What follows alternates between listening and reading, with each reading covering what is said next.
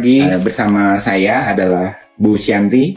Perusahaannya terkenal di Indonesia yaitu PT Samudra Indonesia. Dan yang menarik adalah meskipun PT Samudra Indonesia ini sudah sangat besar dan sangat lama, perusahaan ini merupakan perusahaan keluarga. Dan seperti Bu Syanti katakan, bahwa perusahaan ini sebenarnya mulainya dari perusahaan kecil juga. Tidak ada perusahaan yang tiba-tiba menjadi besar. Perusahaan ini berkembang dengan menggunakan metode perusahaan keluarga. Jadi kan gini ya, banyak perusahaan keluarga di Indonesia itu tidak bisa menjadi perusahaan yang besar, itu masalahnya. Ada yang tidak bisa bersaing, kemudian tutup. Terus ada yang punya penerus, sebenarnya punya anak, tapi anaknya nggak mau meneruskan, kemudian malah dijual, atau bahkan kemudian ditutup. Apa sih yang Bu Syanti bisa sarankan kepada perusahaan-perusahaan yang kecil dan menengah ini khususnya Bu Syanti agar dapat mengoptimalkan statusnya sebagai perusahaan keluarga, dan karena dia perusahaan keluarga dia bisa menjadi perusahaan yang besar, Bu Syanti? Pada dasarnya kita kembali dulu deh, kita biasanya berusaha atau terus kemudian mendirikan suatu perusahaan karena latar belakangnya kita ingin memperoleh suatu penghasilan yang bisa membiayai hidup keluarga yang kita miliki ya, atau keluarga kita, apakah keluarga inti, apakah keluarga besar dan lain sebagainya ya. Jadi untuk itu tentu tidak selalu perusahaan perlu besar. Yang kita ambil contoh lah yang toko-toko tradisional kayak Ayam Mbok Bere atau perusahaan batik ya, Terang Bulan, banyak lagi misalnya yang dari saya kecil sampai sekarang ya masih segitu-gitu aja gitu. Tapi sekarang kita lihat yang apa kemarin bebek goreng Sinjai ya kan. Dia dari yang cuma usaha kecil sekarang udah mempunyai 15 outlet apa begitu kan. Nah, itu kan produknya dia juga. Ya kan? Tetapi dia bisa mempunyai jangkauan pasar yang lebih luas ya. Nah, tentu kalau kita mungkin wawancara beliau-beliau itu, apa yang terjadi adalah begitu permintaan pasarnya meningkat, maka kita juga harus bebenah di dalam pengelolaan bisnis itu, ya itu di satu pihak. Tapi di lain pihak juga kalau kita menyentuh keluarganya, kita juga perlu menyadari apakah ini mau dikelola semua oleh anggota keluarga, ya artinya semua anggota keluarga yang ada kita manfaatkan, kita berdayakan. Yang satu pegang operasi, yang satu pegang finance, yang satu pegang pemasaran dan lain sebagainya. Atau kita untuk menjaga tidak timbulnya konflik, katakan gitu, kita ambil pihak ketiga yang profesional. Nah itu tentu sepenuhnya ada di kebijaksanaan yang mau diambil oleh keluarga terkait, dan seberapa jauh ada kepemimpinan yang jelas di keluarga tersebut. Jadi kalau kita bahasa akademiknya mungkin kita membangun satu tata kelola sendiri di satu pihak dari sisi pandang keluarga, dari sisi lain adalah dari sisi pandang perusahaannya. Jadi antara keluarga dan perusahaan itu tata kelolanya sebaiknya berbeda, di mana tata kelola keluarga itu dipusatkan kepada kebutuhan keluarga baik secara individu maupun secara keseluruhan yang menyangkut kesejahteraannya, apakah biaya hidup, biaya pendidikan, ya kan, biaya berderma wisata, ya kan, apapun gitu Bu ya. Nah, bagaimana kita mengelola penghasilan dari usaha kita itu yang untuk kita pribadi, untuk kepentingan itu. Lalu di lain pihak, kalau kita mau mengembangkan usaha tadi seperti yang dipertanyakan oleh Pak tadi, ialah berapa biaya yang kita butuhkan untuk mengembangkan usaha. Itu kan juga kita harus cari sumbernya ya dari hasil penghasilan berbisnis tadi kan. Jadi kasarnya di situ. Jadi begitu perusahaan mulai berkembang atau jumlah keluarga kita yang berkembang, kebutuhan dana itu dari baik dari sisi bisnis maupun sisi keluarga akan berubah. Nah disitulah kita harus sadar yang mana yang mesti ditahan, ya kan. Jadi hal-hal itulah yang untuk menentukan apakah suatu perusahaan itu bisa kecil, bisa besar. Tapi kan yang penting apa yang kita peroleh itu, kalau kita maunya, kalau sebagai orang beragama halal, iya kan? Kalau halal itu kalau di konteks bisnis sesuai dengan undang-undang yang berlaku, aturan permainan yang berlaku, etika yang berlaku. Kalau untuk keluarga ya, pendidikan masing-masing anggota keluarga itu terpenuhi. Dan kita tidak memaksakan seorang untuk berkarir di satu bidang yang tidak dia sukai.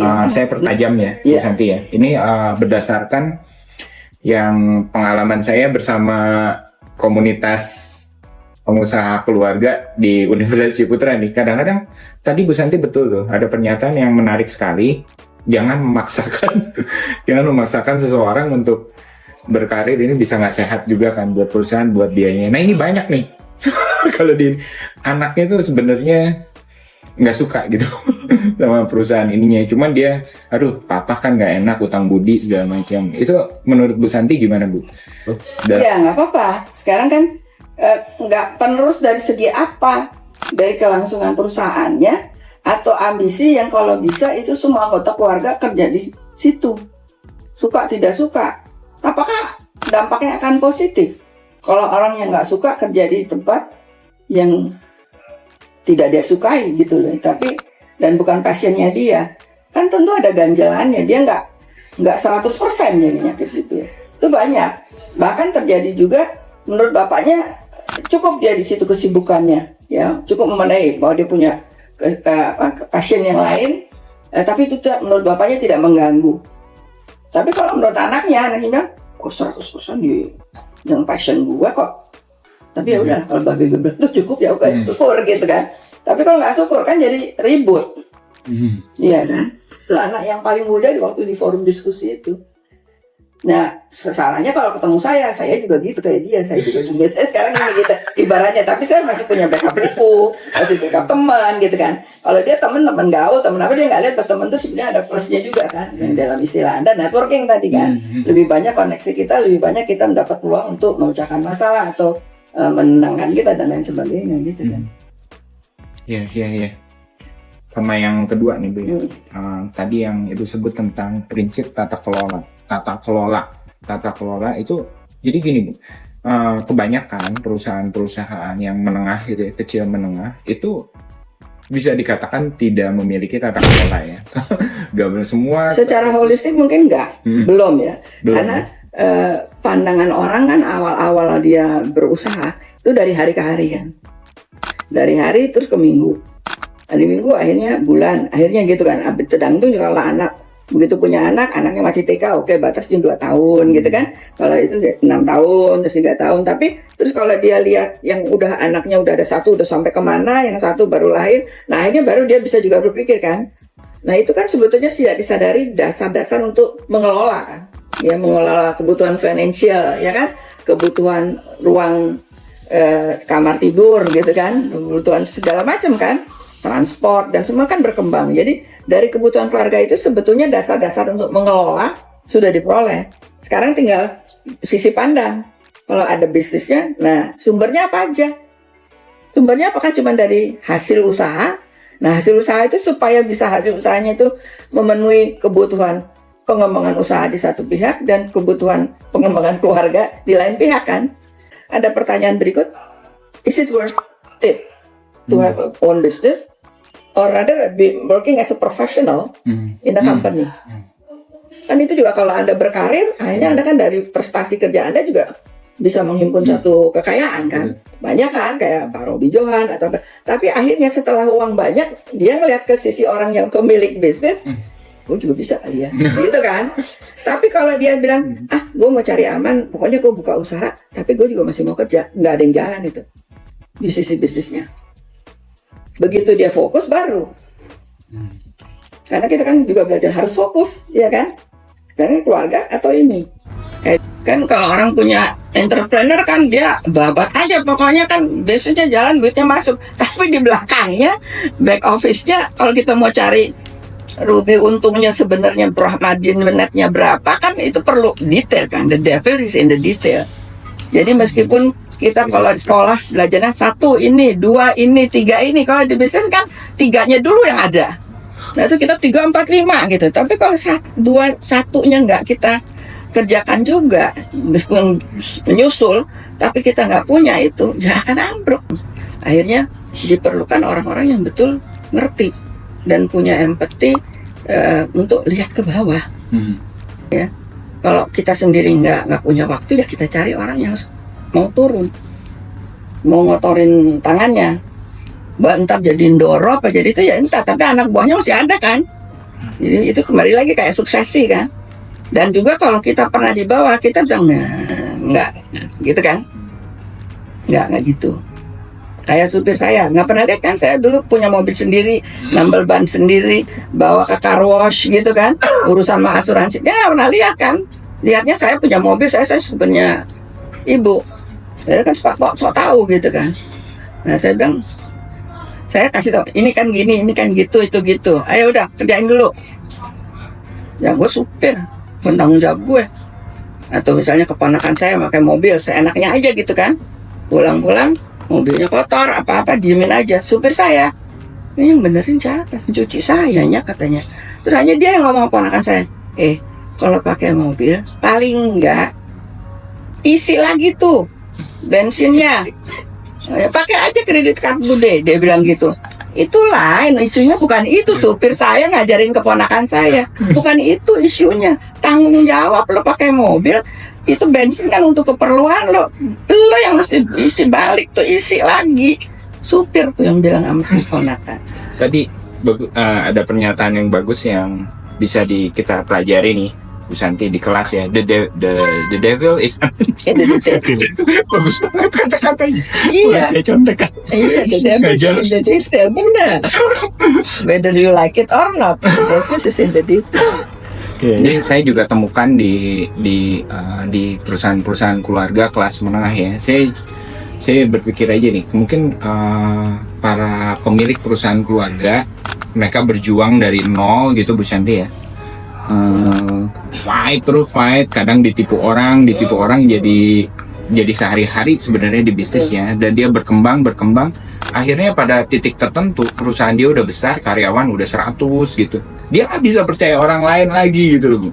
Akhirnya kata-kata mengundang profesional masuk ke perusahaannya selalu 2, ribet nggak ngurusnya, terus 2, nggak bisa dipercaya. Nah itu yang sering terjadi. Menurut Bu Shanti gimana ya? Apakah ini justru jadi titik masalahnya, perusahaan itu nggak bisa gede, nggak bisa percaya sama orang lain? Iya, tapi kan titik permasalahan itu tidak akan memecahkan masalah kalau tidak diupayakan untuk mencari alasannya kenapa dia bilang nggak bisa dipercaya. Apa yang dia definisikan sebagai tidak bisa dipercaya? So, Anda harus membuat dia tidak nyaman untuk bisa dapat dalam mempertanyakan hal itu. Jadi dia kan harus jujur sama dirinya sendiri. Apa yang maksudnya nggak bisa dipercaya? Dari segi keuangan kah? Dari segi orangnya tidak reliable karena tidak pernah memenuhi janji, tidak pernah datang tepat waktu. Itu dari kacamata pandang mana dia bilang tidak dipercaya? Jadi misalnya ada seorang dulu, dia eksekutif, orangnya loyal dan profesional quote unquote iya, tapi nggak punya business sense. Kan susah. Jadi dia nggak tahu kapan mesti closing, kapan gue stop di sini. Lagi negosiasi ya, stop. Kita biar endapkan dulu gitu ya. Saya orangnya kan tegas gitu ya. Terus anak buah saya yang udah mengupayakan supaya ini tender udah menang nih, lagi negosiasi di dalam kontrak itu jualnya. Saya keras, kalau kayak gini no deal. Saya gitu aja, tegas gitu kan. Karena saya tahu nggak bisa kita lewat dari itu. Nah, anak-anak buah saya yang udah memperjuangkan sampai titik di mana kita berada, takut kan? Bilang sama bapak saya, kalau bisa Bu Shanti ditarik deh dari meja perundingan gitu kan. Terus saya bilang boleh, karena saya tahu kan itu gaya saya tidak cocok mungkin ya, dan ada risikonya gitu bisa. Nah, mereka kan takut risikonya itu kan bukannya nggak percaya sama saya, cuman dia takut jadi dealnya bisa gagal nih gara-gara gini aja. Jadi saya bilang oke, nggak apa-apa, saya gitu. Tetapi ini tetap kenapa saya no deal karena ini. Nah, saya bilang karena waktu itu kita harus dalam rupiah kontraknya. Saya bilang boleh dalam rupiah, tetapi kan ini proyeknya jangka panjang, termin pembayarannya beda-beda. Waktu itu nilai kurs rupiah ke dolar atau ke valuta asing itulah zaman krisis baru mulai kan, naiknya cuma 5 poin gitu kan. Siapa yang nyana waktu krisis itu bahwa dari 2.500 1 dolar bisa jadi 16.000? Kan nggak ada. Jadi kepada langganan waktu Bapak bisa jamin bahwa ini akan seterus segini dolarnya sampai 18 bulan. Nggak berani dia jamin. Nah iya, saya bilang gitu kan. Nah itu mereka yang negosiasi, jadi saya mundur. Nggak apa-apa kan. Jadi kadang-kadang nggak harus kita ya yang melaksanakan itu. Siapa, who is the best person to represent the key of the issue. Itu kan strategi, tapi basicnya udah dipahami bersama. Jadi bisa aja kita ganti lu aja. Kadang-kadang saya juga gini, jangan bawa saya ke meja perundingan, karena lawan kita tahu bahwa ultimately saya yang memutuskan. Nah kalau saya udah di depan, kita nggak punya ruang untuk negosiasi kan. Kita kan bapak yang punya kekuasaan tertinggi. Jadi kalau lagi negosiasi dulu, kalau mau mikir dulu, maaf Pak, saya nanya bos saya dulu ya. Itu juga kan satu ya taktik kan namanya ya kan. Terima kasih banyak Bu Syanti. Teman-teman, demikian yang diskusi saya, nggak diskusi sih, belajar.